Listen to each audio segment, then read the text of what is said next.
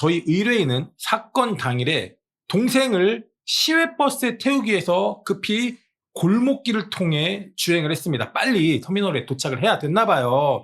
근데 당시 의뢰인은 그러다가 꽝 하고 사고를 냈습니다. 근데 이분이 그 사고 현장에 경찰이 출동했고 단순한 사고라고 판단해서 보험 접수를 해주고 경찰 조사를 받으러 갔습니다. 근데 교통사고 사실 확인원이 나왔는데 이게 중과실 사고로 판명이 됩니다.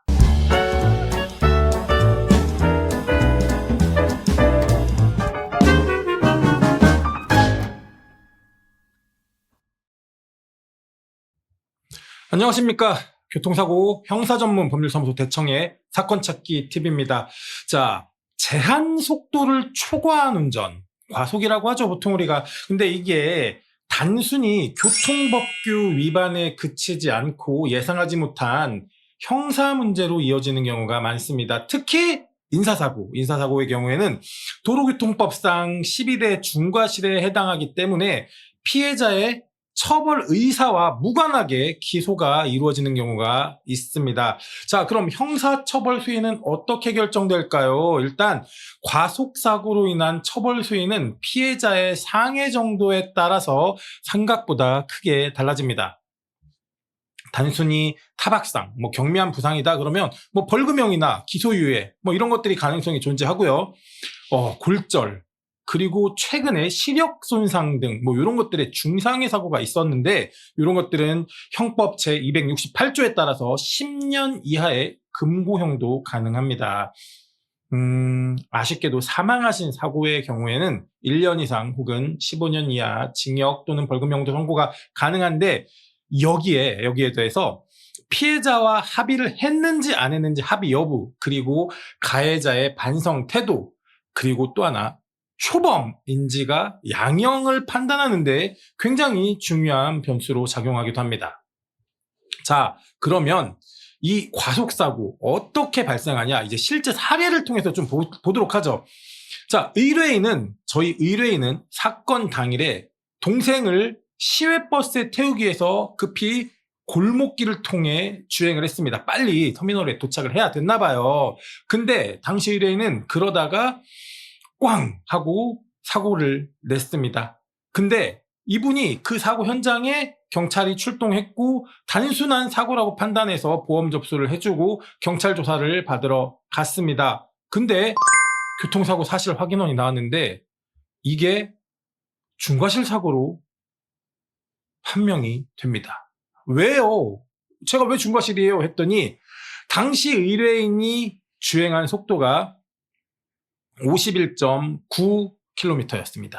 근데 사고 당시에 골목길이 정차된 차량들이 많아서 피고인의 시야가 좀 제한돼서 잘 몰랐는데 30km/h의 구간이었던 거죠. 그러다 보니까 이게 교통사고 처리 특례법상 12대 중과실 사고가 돼버린 겁니다. 그러니까 대부분의 사고 중에 나는 중과실이라고 생각하지 않았는데 조사를 받고 나니 과속사고인 경우, 그래서 중과실 사고가 되는 경우가 심심치 않게 있습니다. 자, 이럴 때 변호인의 조력을 받을 때는 합의할 때 굉장히 중요한 의견들이 몇 개가 있습니다. 그 첫 번째가 속도 위반 사실을 인정하는 겁니다. 자, 피고인은 제한 속도 위반은 인정을 했습니다. 하지만 이건 착오에서 비롯된 거지 의도적 위법 사항은 아니었다라는 걸 좀 강조를 했고요.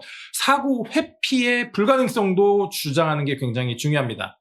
아까도 말씀드렸듯이 이게 속도를 초과한 사고가 맞지만 이 운전자가 제한 속도를 지켰다 해도 그래도 시야 확보가 하기 어려운 도로 상황이었다. 즉 사고를 피하기 어려운 상황이었다는 걸 강조해야 됩니다. 자, 그러려면 도로교통공단 그리고 국립과학수사연구원 분석에서도 이러한 회피 가능성을 명확히 판단할 수 없다고 회신하는 이런 근거들이 필요로 하는 거죠. 결과적으로 이거 과속사고입니다. 네. 이걸 증빙하기 위해서는 입증 책임, 이 입증 책임이 어디 있냐가 굉장히 중요한데 이 입증 책임은 검사 측에 있습니다. 형사재판에서 공소사실 입증 책임은 바로 검사에게 있기 때문이죠. 합리적 의심을 배제할 정도의 증명이 부족함을 주장해야 되는 겁니다. 자, 그러니까 나는 일반 교통사고인 줄 알았는데 내가 과속을 했구나. 그래서 중과실 사고구나. 이럴 때는 변호인의 조력을 받는 게 굉장히 중요하겠죠.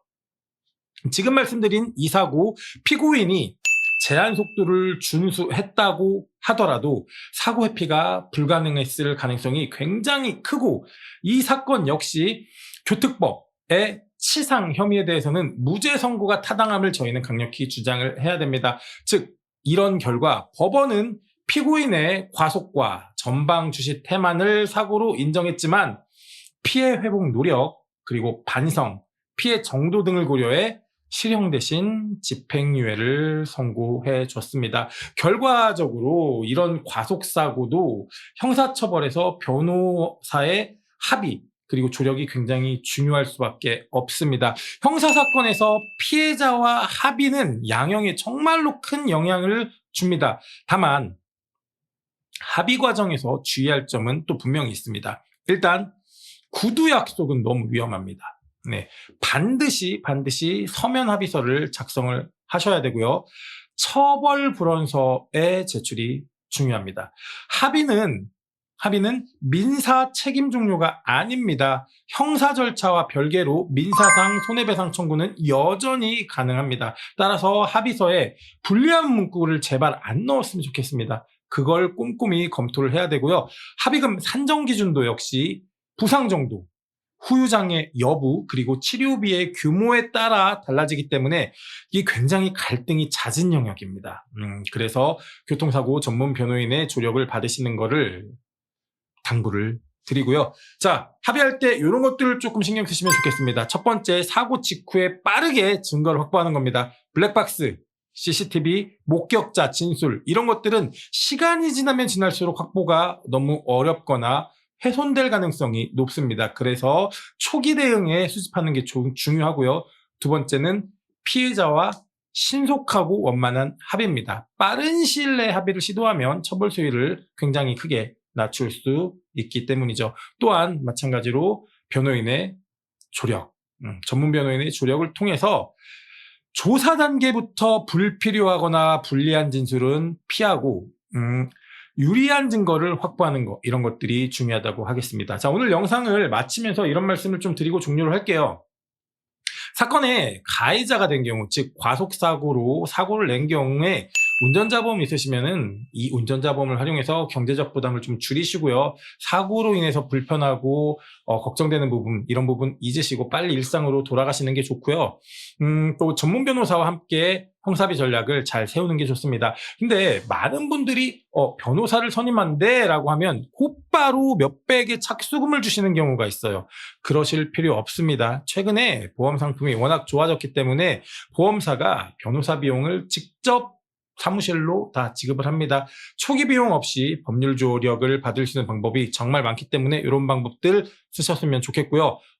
나 그냥 사고 냈는데 알고 봤더니 조사받았더니 과속으로 중과실 사고래. 이런 경우는 저희 사건 찾기 TV를 찾아주시면 저희가 성심성의껏 의뢰인의 숨은 권리를 찾을 수 있도록 상담해 드리도록 하겠습니다. 지금까지 사건 찾기 TV의 조사문장이었습니다. 고맙습니다.